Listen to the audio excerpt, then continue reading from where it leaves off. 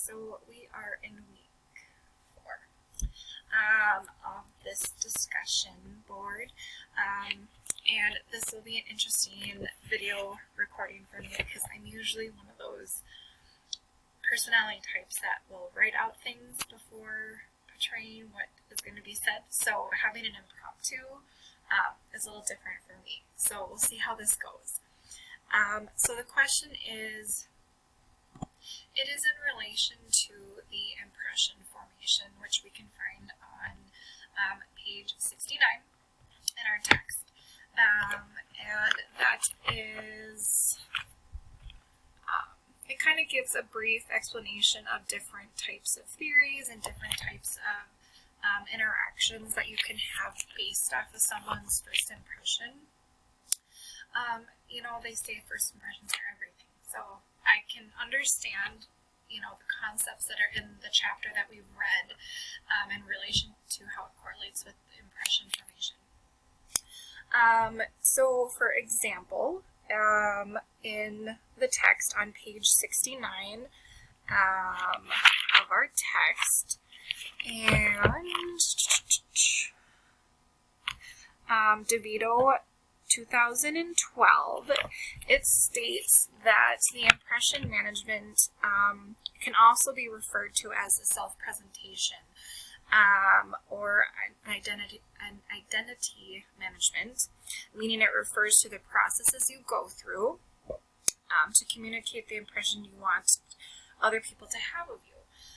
So in our discussion this week, it talks about how this has maybe affected you and what kind of interactions you've had with someone else.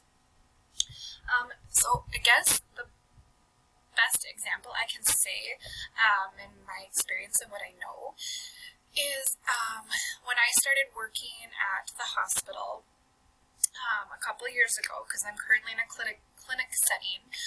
When I worked at the hospital setting, we get different various types of physicians that we would work with.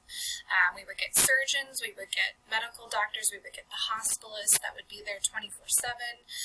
We would also have, different specialties like neurology, urology, things like that. So it was always secondhand news to some of the new nurses that were on the floor, knowing what these doctors were like, what kind of expectations they, had as far as what things they liked, what things they didn't like. So it was trying to get a knowledge of that.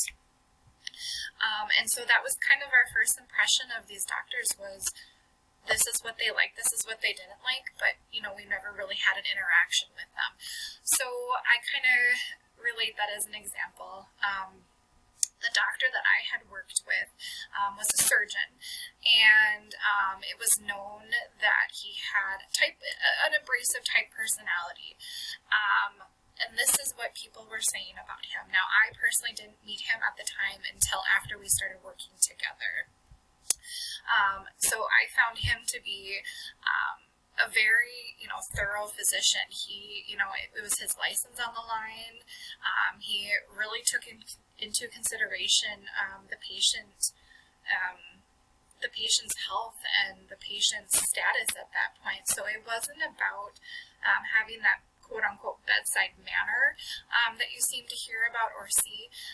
That was kind of by the wayside because it was matter of fact at that point of taking care of the patient and what was needed at that point. So I got to know him on a different level, and I feel that that was kind of a different impression for my own self based off of what I had already heard. And so when we talk about these different things, I guess you could attribute that to a type of stereotyping that that these doctors are, abrasive and don't listen, and, on and on and on it goes, that you hear about how these physicians are. But I think that's very broad, and until you get to understand and talk with them and get to know their level just as well as they get to know your level of understanding, it makes a big difference. So I kind of relate that as an example. I also wanted to kind of go backwards a little bit. I always reference, past type events, because these aren't things that you just acquire overnight. This is a process, and how the chapter lays it all out, that there's different identifying things with yourself and others that you see and that others see. So it's kind of nice to be able to go backwards and understand that this stuff wasn't done overnight, and that you acquired and adapted some of these types of qualities, and identifying these different things within yourself and with others over a period of time. So that's something I also wanted to kind of get out there, because it is. I've changed over the course of 15 years. My husband and I have been together for 15 years, from high school till now. And it's just amazing how you have interacted with different people throughout the years, and how you changed, and have realized more things about yourself and others as you've gone on. So that's what I have to say for this week.